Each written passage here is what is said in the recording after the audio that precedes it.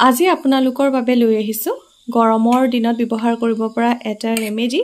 আৰু এই যেটো পেক এই পেকটো যদি আপুনি স্কিনত লগাই নহয় আপোনাৰ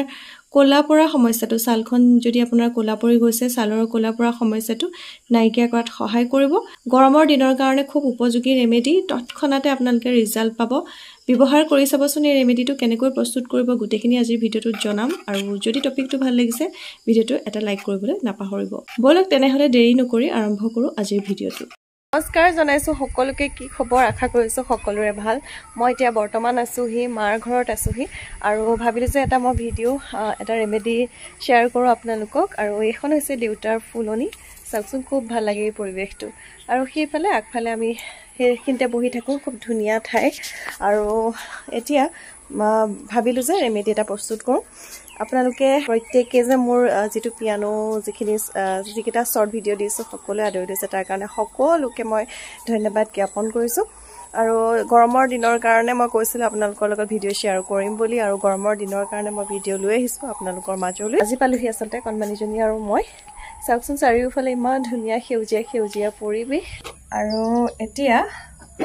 মই এটা আপোনালোকৰ লগত ৰেমেডি প্ৰস্তুত কৰিবলৈ ওলাইছো আৰু এই ৰেমেডিটো খুব ভাল হয় আপোনাৰ গৰমৰ দিনৰ কাৰণে খুব উপযোগী আপোনাৰ ছালৰ উজ্জ্বলতা বৃদ্ধি কৰাত সহায় কৰিব এতিয়া যেহেতু গৰম দিন পাইছে মই আপোনালোকক কৈছিলো গৰম দিনৰ কাৰণে খুব সোনকালে আপোনালোকৰ বাবে বিভিন্ন ধৰণৰ মই ৰেমেডি লৈ আহিম আৰু এতিয়াও ইয়া প্ৰস্তুত কৰিবলৈ লৈছো প্ৰত্যেককে আপোনালোকে ব্যৱহাৰ কৰিব পাৰিব যিসকলৰ গৰমত ছালখন বহুত বেছি কোলা পৰে ছালৰ উজ্জ্বলতা একেবাৰে নাইকিয়া হৈ যায় তেওঁলোকে এই ৰেমেডিটো ব্যৱহাৰ কৰিব পাৰে ড্ৰাই স্কিন হক অইলি স্কিনৰ লোকসকলেও ব্যৱহাৰ কৰিব পাৰে ইয়াত কি সামগ্ৰীৰ প্ৰয়োজন হ'ব এই গুটেখিনি মই আপোনালোকৰ লগত শেয়াৰ কৰিম আৰু এইফালে দেখিছে দেউতাই এলোভেৰাও ৰাখিছে ছালৰ কুঁৱৰী ইয়াৰ ওপৰতো মই বহুত কেইটা ভিডিও আপোনালোকৰ লগত শেয়াৰ কৰিছো এবাৰো চুলিৰ কাৰণে উপযোগী আপোনাৰ ছালৰ বাবে উপযোগী আৰু বহুতৰে আকৌ ছালকুঁৱৰী যদি স্কিনত লগাই বহুতে কয় যে খজুৱতি হয় খজুৱতি হোৱাৰ কাৰণটো হৈছে ইয়াৰ যেটো হালধীয়া অংশ মানে বিজলুৱা কিছুমান জেল ওলাই এই জেলখিনি আপোনালোকে ভালদৰে আঁতৰাই ল'ব লাগিব আধা ঘণ্টা মানৰ কাৰণে থিয়কৈ যদি পাতটো আপোনালোকে ৰাখি থয় আৰু ভালদৰে ধুই পেলাই আপোনালোকে হালধীয়া জেলখিনি আঁতৰাই ল'ব তাৰ পিছত ইয়াৰ যিখিনি বগা জেল সেই জেলখিনিহে আপোনালোকে ব্যৱহাৰ কৰিব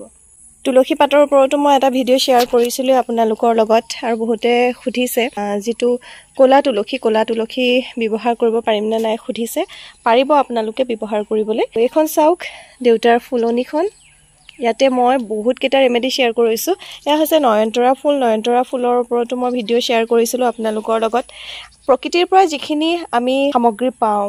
প্ৰতিটো সামগ্ৰী আপুনি ব্যৱহাৰ কৰিব পাৰে প্ৰতিটো সামগ্ৰীতে ঔষধি গুণ আছে নয়নতৰা ফুলৰ ওপৰত মই কেইবাটাও ভিডিও আপোনালোকৰ লগত শেয়াৰ কৰিছো আপোনালোকে নয়নতৰা ফুল ব্যৱহাৰ কৰিব পাৰে আৰু এইফালে দেউতাৰ ফুলনিখনো দেখুৱাই দিছো এইফালে আমাৰ ভৰালটো দেখিছানে আৰু দেউতাই এইফালে কামত লাগি আছে আগতে সৰুতে ইমান খেলিছিলো নহয় ইয়াৰ তলত এনেকৈ সোমাই পেলাই আগৰ দিনবোৰ মনত পৰি গৈছে আৰু ইয়াতে দেউতাই খেতি কৰিব আৰম্ভ কৰিছে আৰু এইফালে মায়ে চাহু লৈ আহিছে এতিয়া মায়ে মই চাহ কাপ খাই লওঁ মায়ে চাহ বনাই ৰেডি কৰি থৈছে পিছত পঢ়িব লাগিব দেই অকণ পাইছা অকণ পঢ়া এতিয়া পঢ়িব লাগিব বুজি পালানে অকণ পঢ়া আবাৰ আবুনু খোৱা কিবা এটা নোখোৱা আমি মানে ঘৰলৈ যেতিয়া আহোঁ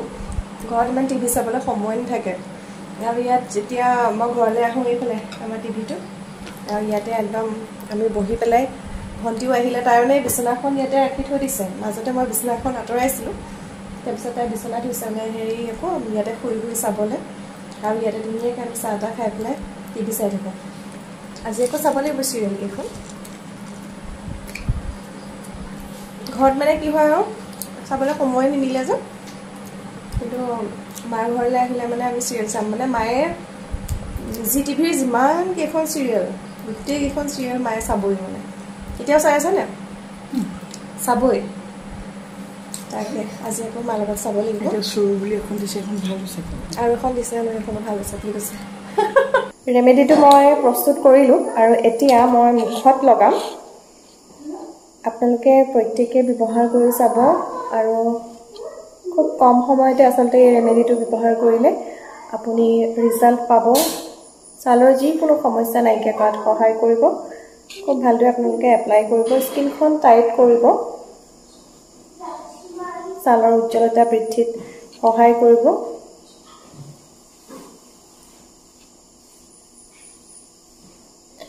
এইদৰে মই স্কিনত এপ্লাই কৰিছোঁ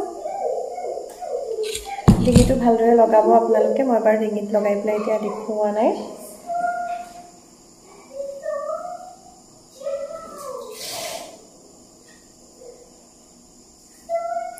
আৰু এই পেকটো এতিয়া মই স্কিনত এদৰে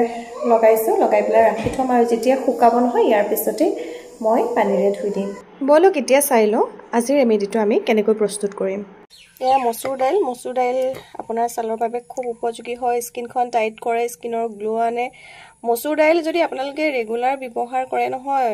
খুব কম সময়তে আপোনালোকে ৰিজাল্ট পাব এয়া মই মচুৰ দাইলখিনি খুব ভালদৰে এতিয়া ধুই ল'ম ধুই পেলাই তিয়াই ৰাখিম আগতে মই গাখীৰত তিয়াইও ৰাখিছিলোঁ দেখুৱাইছিলোঁ আপোনালোকক নৰ্মেল পানীটো তিয়াই পেলাই ইয়াৰ লগত আৰু কি বস্তু মিক্স কৰিব আপোনালোকক দেখুৱাই আছোঁ ইয়াৰ পিছত মচুৰ দাইলখিনি এইদৰে পানীত মই তিয়াই ৰাখিম যেতিয়া কোমল হ'ব ভালদৰে আমি পিচি ল'ম মচুৰ দাইলখিনি যে তিয়াই ৰাখিছিলোঁ মচুৰ দাইলখিনি কোমল হৈ গ'ল মই এটা মিক্সি বাতিত দি দিছোঁ মচুৰ দাইল খুব ভাল হয় আপোনাৰ ছালৰ উজ্জ্বলতা বৃদ্ধিত যথেষ্ট সহায় কৰিব মচুৰ দাইলে এয়া মই মিক্সিত দিছোঁ এইদৰে মিহিকৈ পিচি ল'ব মচুৰ দাইলখিনি এয়া মোৰ মচুৰ দাইলৰ পেষ্ট আৰু ইয়াৰ লগত মই ব্যৱহাৰ কৰিছোঁ দৈ গাখীৰ এয়া ঘৰুৱা দৈ গাখীৰ হয় দৈ গাখীৰ মই 2 চামুচ ব্যৱহাৰ কৰিছোঁ দৈ গাখীৰত লেক্টিক এচিড আছে ছালৰ উজ্জ্বলতা বৃদ্ধিত দৈ গাখীৰেও যথেষ্ট সহায় কৰিব ইয়াৰ পিছতে মই ব্যৱহাৰ কৰিছোঁ অকণমান হালধি পাউডাৰ এয়া ঘৰুৱা হালধি হয় হালধিয়ে আপোনাৰ স্কিনত গ্লো অনাত সহায় কৰে লগতে ইয়াত আছে এণ্টিছেপ্টিক প্ৰপাৰ্টিজ এতিয়া গোটেইকেইটা বস্তু ভালদৰে মিক্স কৰি ল'ব আৰু এয়া দেখিলে আমাৰ পেকটো তৈয়াৰ হৈ গ'ল ফ্ৰেণ্ডছ কেনেকুৱা লাগিলে আজিৰ ভিডিঅ'টো মোক কমেণ্ট কৰি ক'বলৈ নাপাহৰিব যদি ভাল লাগিলে ভিডিঅ'টো প্লিজ লাইক কৰিব যিমান পাৰে শ্বেয়াৰ কৰিব আপোনাৰ ফ্ৰেণ্ড চাৰ্কলৰ মাজত আৰু এটা নতুন ভিডিঅ'লৈ মই দীপাঞ্জলি পুনৰ আহিম আপোনালোকৰ মাজলৈ আজিৰ ভিডিঅ'টো ইমানতে শেষ কৰিছোঁ ধন্যবাদ